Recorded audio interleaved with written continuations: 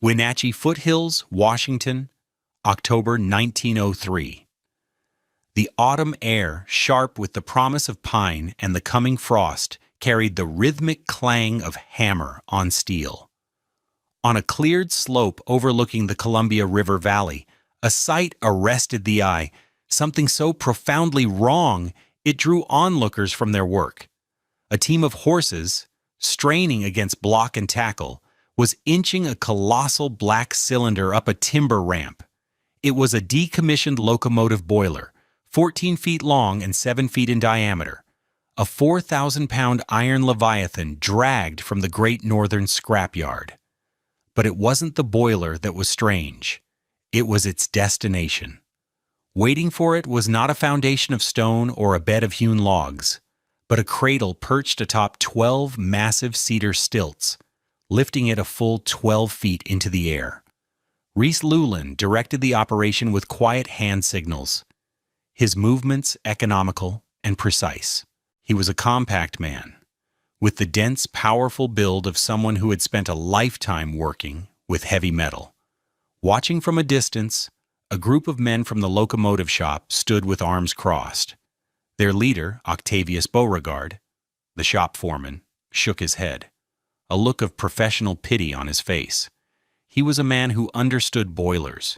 He knew their weight, their stresses, their vulnerabilities. "It's madness," Beauregard declared to his audience of machinists and engineers. Jedediah Croft, a boiler inspector, spat a stream of tobacco juice. "Pure foolishness. That thing will sway in the first good wind like a drunk on a Saturday night." Another man, Silas Blackwood, who'd lost a cousin to a cabin collapse, added, "He's building a tomb for his family. That Welshman is going to drop his wife and children onto the snow from 12 feet up." The consensus was swift and certain. The man was not just eccentric, he was a dangerous fool, hoisting a 4,000-pound steel coffin into the sky on wooden legs. What did this Welsh Fowler Boileri, this boiler maker from Merthyr Tydfil, understand about ground-cold isolation that the most experienced builders and railroad men in the Cascades had missed? This channel is dedicated to uncovering the lost wisdom of the frontier, the forgotten genius of ordinary people who solved extraordinary problems. If you believe that ingenuity is more powerful than convention, subscribe to our channel and hit the like button. I promise you will learn the precise physics of why living 12 feet above the snow is not madness, but a profound insight into thermal dynamics. In the comments below, tell us, have you ever experienced cold so deep it felt like it was coming from the ground itself? Reese Llewellyn was not a carpenter. He had never framed a wall, notched a log, or shingled a roof in the conventional sense. He was not a farmer, attuned to the subtleties of soil and season. He was a boiler maker, a master of a different universe of materials and forces. His world was not of wood, but of pressure-rated steel plate. His tools were not saws and adzes, but rivet guns, massive flange rollers, and the roaring heat of the forge. His hands knew the language of thermal expansion, the secret to a perfectly sealed seam, the precise tension of a stay bolt designed to contain 200 pounds per square inch of superheated steam. He had spent 20 years in the smoke-choked valleys of South Wales, building the iron hearts that powered the industrial world. When he brought his wife Bronwyn and their 2 small children, Dafydd and Anwen, to the Wenatchee foothills, he believed the promise of open land and clean air.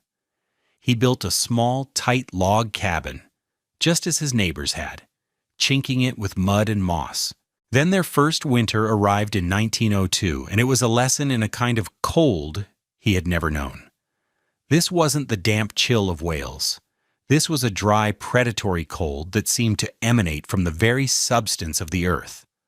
The cold was a physical thief. It stole the warmth from their stove before it could reach the walls. It stole the moisture from their breath, frosting the inside of their windows with a thick, opaque rime of ice. It stole the integrity of their belongings.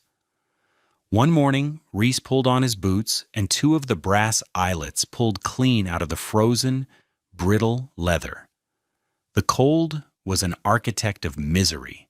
The collar where their stovepipe passed through the roof wept a constant trickle of creosote-laced condensate, which froze overnight into a greasy black stalactite that hung over their sleeping area. And the cold was a tyrant in the smallest moments. At breakfast, Bronwyn set a bowl of cooled porridge on the table, and the metal spoon she laid beside it stuck to the rim of the ceramic bowl as if welded there by an invisible force. They spent that winter huddled together, burning through a mountain of wood just to keep the cabin air above freezing. David developed a persistent barking cough. Reese watched his family shiver and knew that another winter like that was not survival. It was a slow surrender.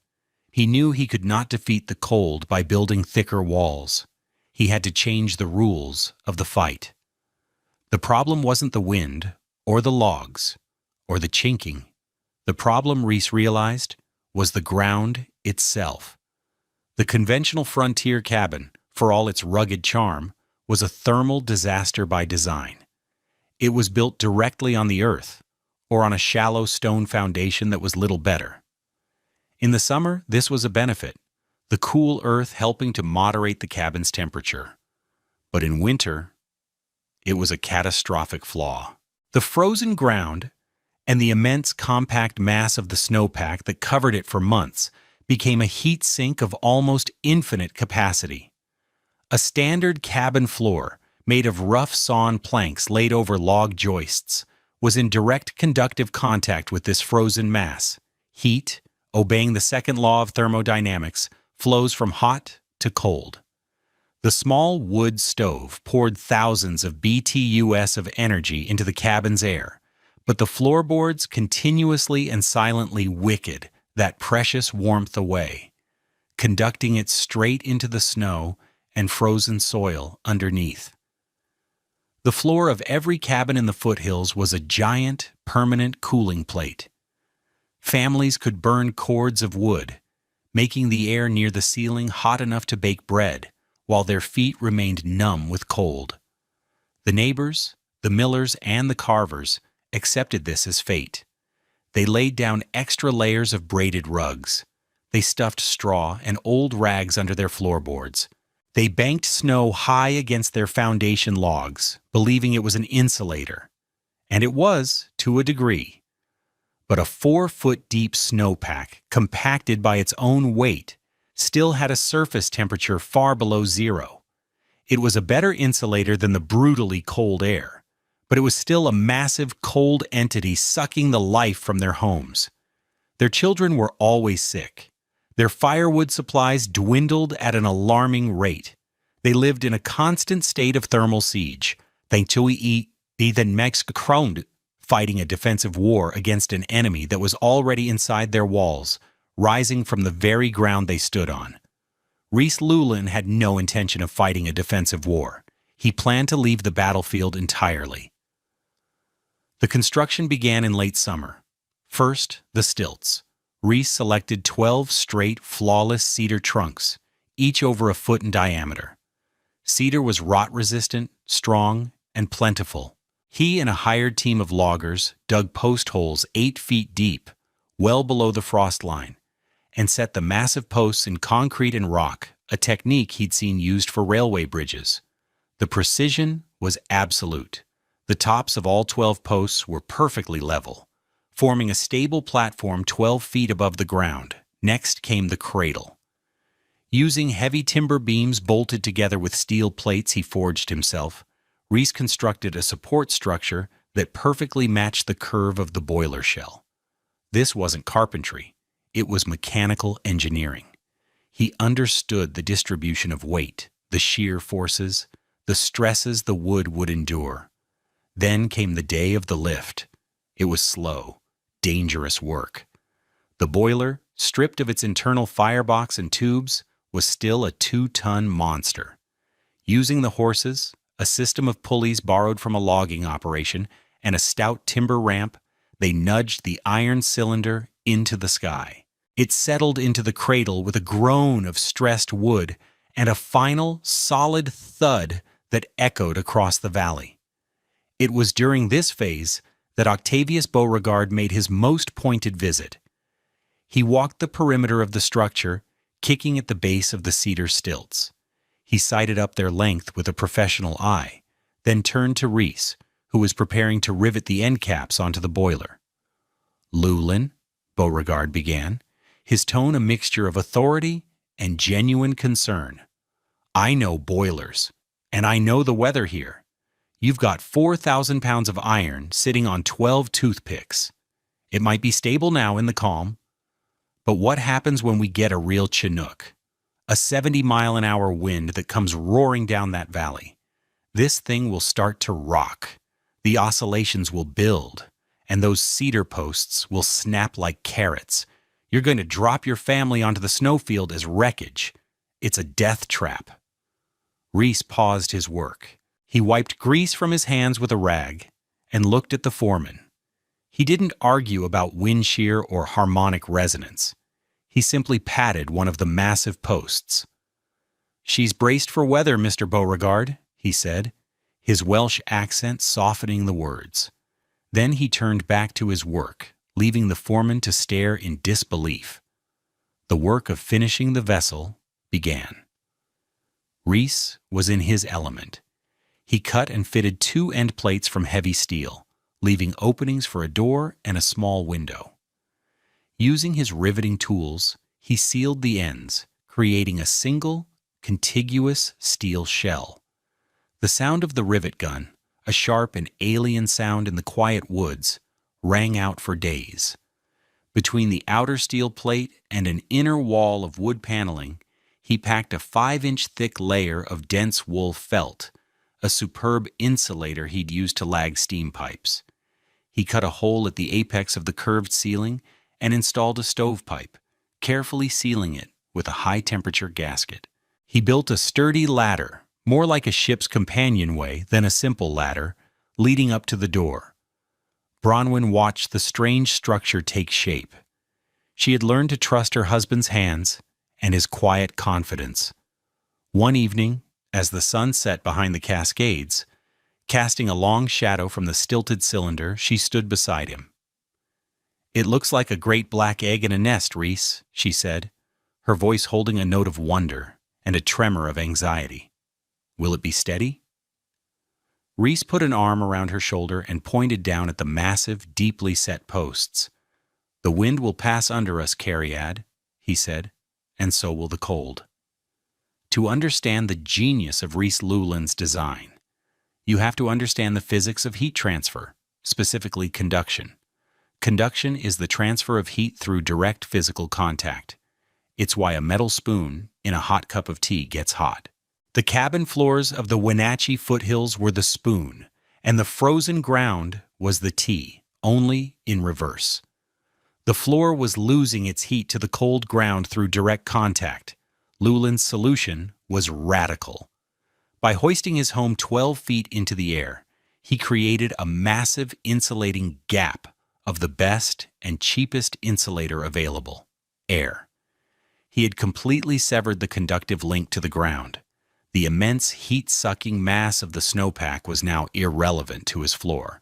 It could be 5 feet deep or 15 feet deep. It could be minus 10 degrees or minus 40.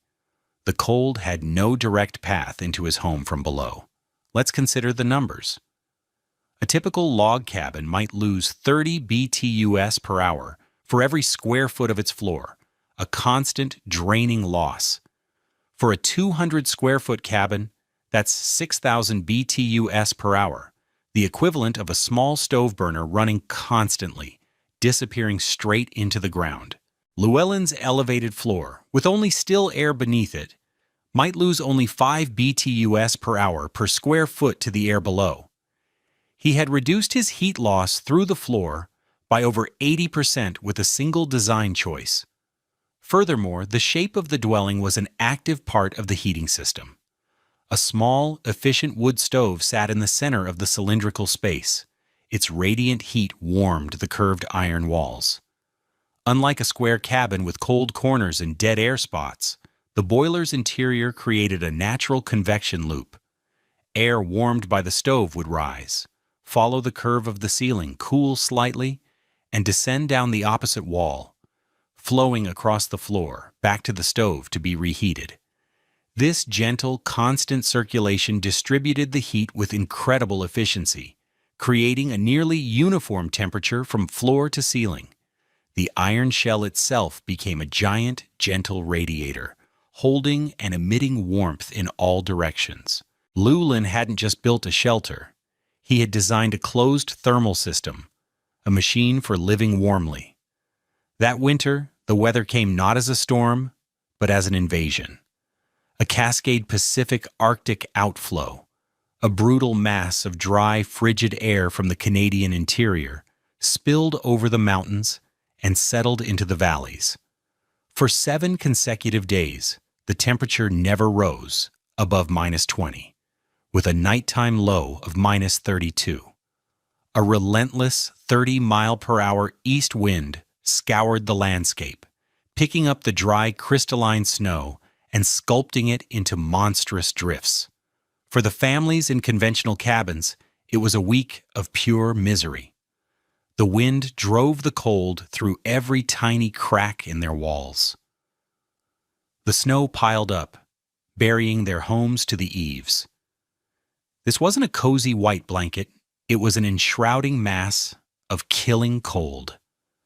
The snow against the logs acted like a poultice, drawing out what little warmth their stoves could produce. Inside the Miller cabin, the water bucket in the corner, 6 feet from the fire, was frozen solid. The family lived in a small, huddled circle around the stove, wrapped in every blanket they owned. They burned through a month's worth of wood in a single week. Inside the Llewellyn's boiler house, life continued with an almost surreal normalcy. The wind howled, but it was a distant sound. It wasn't rattling their walls. It was rushing harmlessly through the open space 12 feet below them. The floor was not cold. It was, in fact, the warmest surface in the house, gently heated by the circulating air. Anwen and Dafydd played on a sheepskin rug in their shirt sleeves. Rhys sat at a small table, mending a piece of harness. The ultimate proof of their comfort, the small domestic miracle that cold would have made impossible, was rising in a bowl on the counter. The night the deep freeze began, Bronwyn had mixed her sourdough starter with flour and water. In any other house in the valley, it would have been a dense, yellowed, frozen plug by morning, the yeast killed by the penetrating cold. But here, in the gentle, pervasive warmth of the iron cylinder, the wild yeast was alive and thriving. The dough had swelled, doubling in size, pressing against the tea towel that covered the bowl, its living scent a testament to a victory over the elements.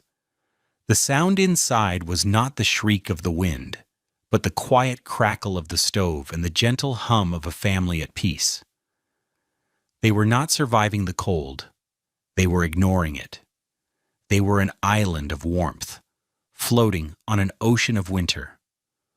On the 8th day, the wind stopped. The sun rose into a sky of crystalline blue, illuminating a world transformed. The foothills were buried, the landscape smoothed and rounded into enormous, sweeping dunes of white. Octavius Beauregard put on his heaviest coat and climbed the ridge behind his house. His primary concern was a siding where he stored 2 great northern boxcars full of equipment. As he crested the hill, his heart sank. The wind had created a lee drift of immense size. The 2 massive boxcars, each 14 feet high, were almost completely gone, visible only as 2 faint rectangular humps under an 11-foot wall of snow. It would take a crew of 20 men a week to dig them out. Frustrated and cold, he scanned the rest of the valley. His eyes instinctively sought out Llewellyn's Hill. He expected to see nothing, or perhaps the splintered remains of cedar posts sticking up from a drift. What he saw stopped him cold. There, on the next slope, sat the black boiler house, It was untouched. The wind had scoured the snow from the windward side and deposited it in a smooth, elegant drift on the leeward. But the structure itself stood perfectly clear. The 11-foot tide of snow had simply flowed around the posts and underneath the living space. A thin, unwavering thread of smoke rose from its stovepipe into the still, frigid air. It looked serene, impossible, and utterly triumphant. Later that day, driven by a curiosity that had overwhelmed his professional pride, Beauregard made his way across the snowfield. He wore snowshoes, the journey taking him nearly an hour. As he approached, the sheer alien intelligence of the design became clear. There were no paths to be shoveled, no walls to be dug out. There was just the ladder leading up into the air. He hesitated at its base, then began to climb. He reached the small landing outside the door. He braced himself, expecting the iron door handle to be a source of searing, instant frostbite on his gloved hand. He expected to have to put his shoulder into the door to break it free of a seal of ice. Instead, the handle was merely cool. It turned easily. He pulled the door open and was met not by a blast of frigid, stale air, but by a gentle, silent wave of warmth. It was a dry, clean, living warmth that smelled faintly of baking bread and wood smoke. He stood on the threshold, speechless. The entire Llewellyn family was there. The children looked up from their books, their faces rosy and healthy. Bronwyn was kneading dough on a floured board. Reese was oiling a rifle. They were not bundled in coats. They were simply home. Beauregard's eyes fell upon the source of the bread smell. On the counter sat the sourdough starter, the bowl he'd seen Bronwyn mix days ago.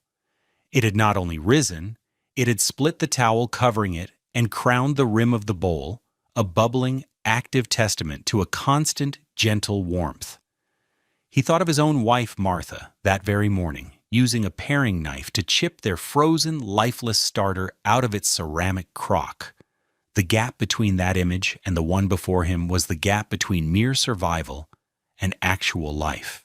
The physical sensation of the warm air on his face, after a week of battling the invasive cold, broke something in him.